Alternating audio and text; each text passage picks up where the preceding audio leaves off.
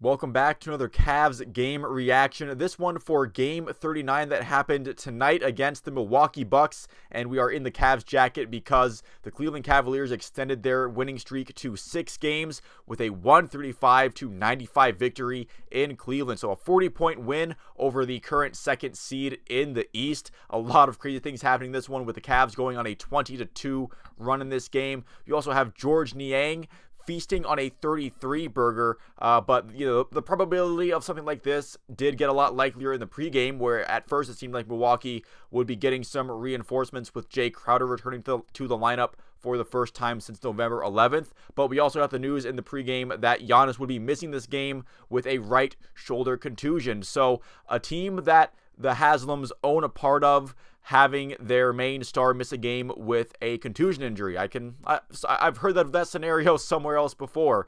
This came down shortly before the game, and the Bucks, they looked like a team that just wasn't ready to play without their best player, with Damian Lillard and company not doing a good job of filling those shoes at all. And that was evident from the beginning, with the Cavs starting the game on that 20-2 run that I mentioned earlier on. Donovan Mitchell doing a lot of good things early.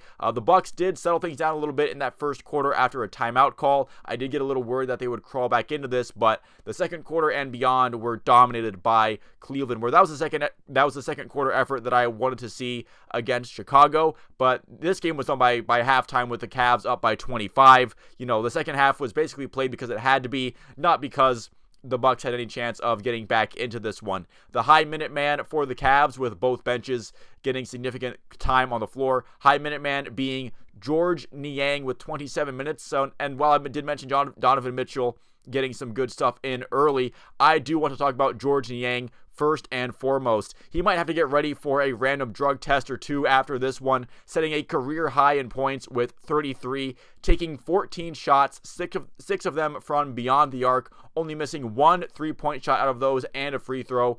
So he could have had, if he would have made all of his shots, could have had 37 points, but 33, not bad either, especially for a career night for Niang. 5 rebounds and 2 assists as well. You don't need to pass the ball when you're scoring like that on your own. Definitely hats off to George Niang. No issue with naming him the player of the game, at least in my eyes anyway. After that end of the first quarter was a little bit shaky for Cleveland. Niang hit some shots to solidify the start of the second quarter for the Cavs, really helped stabilize the game in their favor, and his second half performance did not slow down, even with the game well in hand. And if it wasn't for George Niang stealing the show, Donovan Mitchell would have been my player of the game for sure. A lot of that 20-2 opening run was scoring that came from Mitchell himself. You could tell he particularly smelled blood in the water with that skittish start from Milwaukee. In 26 minutes, he had 31 points, 7 assists, 5 rebounds, and 3 steals. Again, his game as a distributor and him dishing out those assists, that has just been a blessing this year for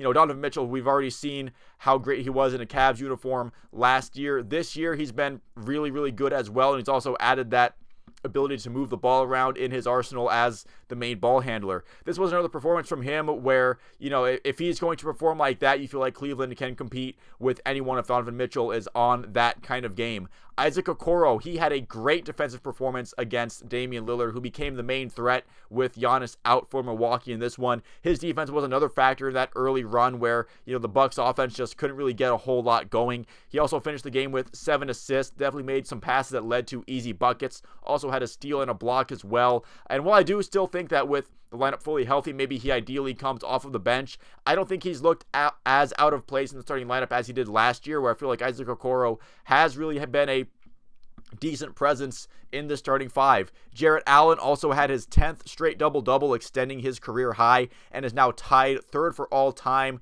for a Cavalier as far as consecutive double-doubles, tied with Anderson Varejao and Kenny Carr, so some good company to be in for Jarrett Allen. Doing so with a 21-point, 13-rebound performance, 1 block and 3 assists in 26 minutes. And, kind of tonight's big 3 of Donovan Mitchell, George Niang, and Jarrett Allen, they did the brunt of the scoring damage for the Cavs tonight. Some quiet games from Max Strus and Karis LeVert, with Strus not really being able to get going in, and Karis LeVert is not having a good game shooting from the floor at all. We did get some Craig Porter Jr. minutes, which is fun. 20 minutes overall, 9 points, 2 assists, and 2 rebounds 4 of 7 shooting from the floor. I mean, pretty much all of it was in garbage time minutes, but I'll take Craig Porter Jr. minutes however I can get them. Also, a shout out to Sam Merrill's rebounding effort, nabbing 3 offensive rebounds, 5 total, along with 10 points and 5 assists in 22 minutes for Sam Merrill. Tristan Thompson was really solid in this one. 9 boards. He had the best bench plus minus with a plus 10. So if you want to,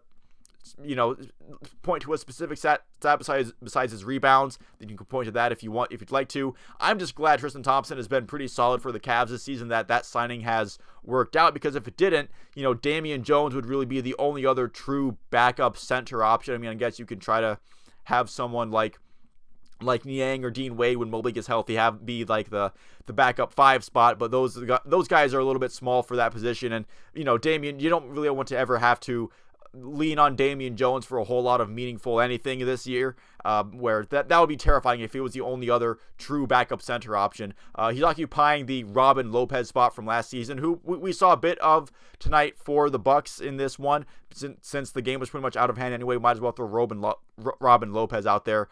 For the Cavs, this was just 48 minutes of a good time. Before the game, you have Kobe Altman telling people to lose his number, talking about a Donovan Mitchell trade, which makes me happy. I know some people have, whenever Donovan Mitchell has not an outstanding performance, people have said, oh, well, he's going to leave anyway, might as well trade him. But honestly, right now, for what this Cavs team wants to do this season, I'm all for keeping him around as long as possible. So I was a happy guy hearing the news that Kobe Altman right now not entertaining a Donovan Mitchell trade. At least that's what he's saying in public.